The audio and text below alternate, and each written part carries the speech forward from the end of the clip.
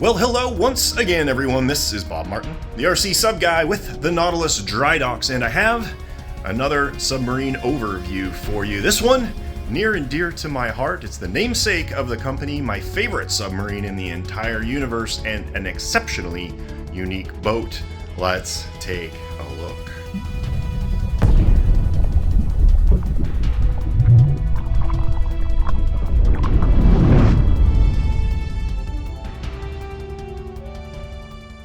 What you are looking at behind me is a 70-inch Scratchbuilt Disney Nautilus, rendered out in fiberglass, hand detailed with thousands upon thousands of actual brass rivets, and of course a fully functional replica of this submarine that can run through and under the water. This particular boat was built by a very talented individual by the name of Helmut Sadke up in Canada. At 70 inches in overall length, it works out to approximately 1/32 scale, which is pretty close to the custom replicas CR66 that you guys may have seen me use before. As I mentioned, this is an all fiberglass deck, and each one of these rivets was hand drilled. And you can see the brass finish on some of them that have lost their paint finish. Absolutely gorgeous. All of these hatches are functional. From a functional perspective, when I got this, it did not have these modifications in the back. The two things that I did to it was add these auxiliary dive planes located directly behind the propeller, and a clear rudder extension that is fully removable if you wanted to put this on display. The prop is all hand cut and hand soldered brass. This was, I believe, built about 15 years ago, if I'm not mistaken. And as you'll see in a moment, the internal machinations of this are pretty darn epic. Let's get into it. Access to the inside of the hull is exceptionally easy with no exposed hardware. You just unscrew the ram, pull that out, and now we're going to lift up the whole hull, slide it forward, and we got everything inside. Now, hanging out from underneath are the two important things. This is the LED lighting waterproof connector, and then this is the intake for the ballast system. And that intake is located just at the top of that alligator eye. You can't even see it unless you're really, really, really looking for it. So as I said, this model was built about 15 years ago, and as such, it's kind of got the old school dry hull mentality to it. But when Helmut put this together, he did make them completely modular. So everything you see in here is completely removable just with a couple of bolts. The waterproof containers themselves are all made from fiberglass. The lids are 1/4-inch polycarbonate, and they're all held on with brass hardware. You'll notice up in the front here, we got a couple of sticks hanging out right here. These are actually for main power and for the LED lighting circuit. And as it was engineered, these perfectly align to the hatch that's located just in front of the wheelhouse. So all you need to do is flip up that hatch, push the button and close it. No need to get into the boat to turn it on and off. No need for a remote on-off switch or anything like that. I know it's really hard to see in here, and I am not going to take this apart so that you can see in the deep dark depths of this, but there is a 900 megahertz receiver in here with the twin antennas arranged in perpendicular to each other. And then what you can also see in here are the servo. There is a servo for the dive planes, and all of those linkages are connected here. So all of these dive planes are fully functional, which is super cool. Underneath, you can see one of the two sealed lead acid batteries that provide power to the boat. And then moving back, our main ballast tank. Nautilus really doesn't need a ton of reserve buoyancy because it floats just below the upper deck. So this has a ton of reserve buoyancy. Up on top here, you can see the... Oh, and this came free. I'm going to have to reattach that. That's what holds that down. We'll just pretend that didn't happen. This is the emergency ballast subsystem. So what this basically does is, in the case of loss of signal, or if you just want to get up really quick, you kick it on and it draws air from the dry compartments, pumps it into this bag, inflates it, provides that positive buoyancy, and up you come. It's completely independent of the main ballast system. So you could, in theory, trim this boat negatively or neutrally. I don't recommend it. And then use this as, you know, your secondary ballast system. But as it's set up right now, it's an emergency ballast system. Going into the back area here, you can barely see that blue pump. That is the pump for the emergency system. And then we got all of our dive plane servos and the servo for the actuation of that emergency system. Up on top, we've got a little plug. You can remove this and hook a test hose up to it to check for leaks. This is beautiful. I had this out for about half an hour yesterday, and I'm going to show you the footage of that coming up. Performed absolutely beautifully, and no leaks, no condensation. Absolutely beautiful. Underneath this compartment, you can see the last second sealed lead acid battery underneath. So it is a 12-volt system, and it should be around 8 amps of overall capacity. A couple of things that we did when we got it. This section here was dry, and he had kind of like a little diorama in there. We removed all of that, put a clear dome on, redid the frames, redid the irises, and then we also reworked the LED lights. So what we're going to do now, I'm going to fire up the radio. We're going to show you how all the guts and gizmos work, throw the top on it, check out the lights, and then we're going to get to some video of this out at the lake. Before we fire this up, Jason reminded me that there are a couple of things I forgot to mention. One is that there is a remote charge port in here, and you simply unscrew this, and there's a charge adapter that plugs in there, and that charges up your batteries. No need to pull them out or fish for cables or anything like that.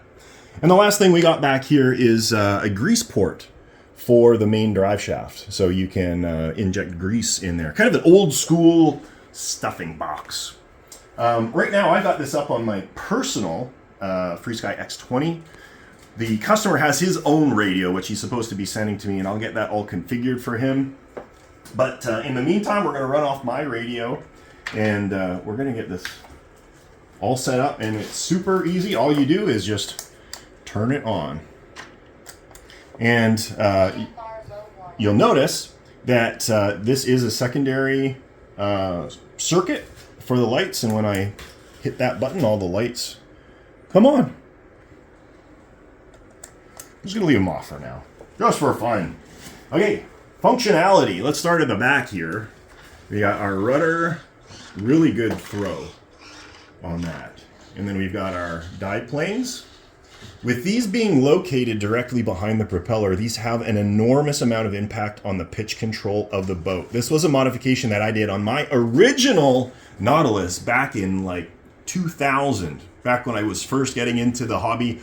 The Nautilus was my very first boat. Originally, when we built it, just like this builder, we were going to count on the stock dive planes, and you can see them all working in tandem with each other, which looks epically cool, by the way. But they do about this much to control the pitch of the boat. They have zero authority to control that. So basically, if you're building a Nautilus, leave them alone or actuate them, but don't expect them to do anything in terms of affecting the pitch of your submarine. The main ballast system I have on this switch. So the ballast system is a pump-based ballast system. Inside is a centrifugal pump, a bilge pump. And the thing about the bilge pumps, they only work in one direction. And so to vent the ballast tank, there is actually internal vent linkage. And so to dive, I would hit that button. The linkage that's hooked up here through this little dog bone connector actuates the vent. All the air comes out through this little port here. And then to surface, I would go the other way, and you'll hear the centrifugal pump kick on. and that would be pulling air through that alligator eye and into the ballast tank. So it would be pumping water out, and then the air would be coming in through that area. Now I want to show you the emergency blow system here. I'm going to see if this is going to hold, because I just glued it on. We'll just keep that one on here for now, because the glue just set. I don't want to burst it. So if you're ever in a situation where you're submerged and you really want to get up, you just kick the pump on, or it's programmed to come on automatically with loss of signal. It inflates. And then, see, theoretically, the boat would come up to the surface. You can bring it in, repair it, whatever needs to end up happening. Or if you're using it as a supplemental ballast system, you can deflate it by putting the switch the other way. That releases a valve inside. This is now under vacuum. It's going to suck the air out of that bag.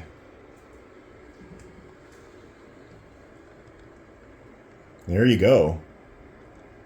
It is a slick system. I am very, very impressed with the engineering that goes into this boat. Huge shout out to Helmet for doing such an amazing job on this boat. I feel very fortunate to have had it come across my bench. Now it's off to its new owner in Florida, and hopefully he enjoys and appreciates it for everything it is. All right, now that we got the top back on, a couple things I want to point out to you. One is the split in the hull, nice and sharp, and the way that he did it, which is not usually the way that I do it, but makes sense because all these linkages now live in the lower part of the hull. That split is on the upper side of the side keel, and it wraps around the salon up to the front. You can just barely see it. It's absolutely beautiful. I want to show you those switches. So if you just put that up, you can see main power. Telemetry recovered. And now if I push this down, our lights will come on. So we've got LED lights in the wheelhouse and in the alligator eyes here. And then you'll also notice we have LED lights underneath the scuppers here right now as well. So this is going to look absolutely amazing at night in the pool. Unfortunately, I don't have any footage of that. I've not run it at night. But at Subfest coming up in April 30th through May 4th, new owner is going to be able to take place in our night run, which I think this is going to steal the show. Now let's talk about how it did at the pond. And aside from one little niggly thing that happened to us when we first put it in the water, it smoothed out and behaved absolutely flawlessly for the remainder of our time there. It turns really well, especially with that rudder extension. I will say, because it is such a large model, you probably want to allocate about 20 feet turning diameter to get it turned around. It's also pretty darn quick. This drivetrain is very, very smooth. I don't know that we actually showed it to you. Let's take a look at it. Let's take a quick look at it right now. Welcome to Throttle not idle. Warning. VFR low warning. So just listen to this and watch how slowly I can get it to spin. Oh, that's the wrong.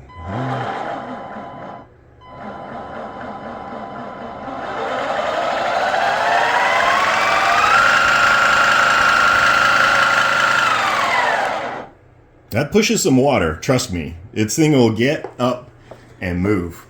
So the turning radius is actually really good, and then the pitch control is very, very responsive. Those dive planes, even though they're fairly small, being located directly behind the propeller, make a huge, enormous difference in the enjoyment of operating the boat. I managed to get it down into submerged trim and keep it at periscope depth at all speeds with zero input whatsoever from me on the transmitter. It just wanted to drive around at whatever depth I set. Also thanks to the electronic pitch controller that's inside. And you can see that in operation right here. If I lift up the boat, you see those planes lifting up to correct the pitch of the boat automatically. Makes an absolutely gorgeous silhouette, be it surfaced or submerged. And once you get it up to speed, making that big hump of water as it pushes through, Very, very reminiscent of the movie, and a lot of fun to show off for people. When we were at the pond, everybody fell in love with this boat. Well, there you go, everyone. Overview of this 1/32 scale, 70-inch long, scratch-built by hand, old school Disney Nautilus. I hope you enjoyed it. If you did, like and subscribe. Helps us out a lot. If you have any questions or comments, drop them down below. I'd love to hear from you. With that, I am going to let you go. This is Bob Martin, the RC Sub Guy with the Nautilus Dry Docks. You have a great rest of your day, and we will catch you next time.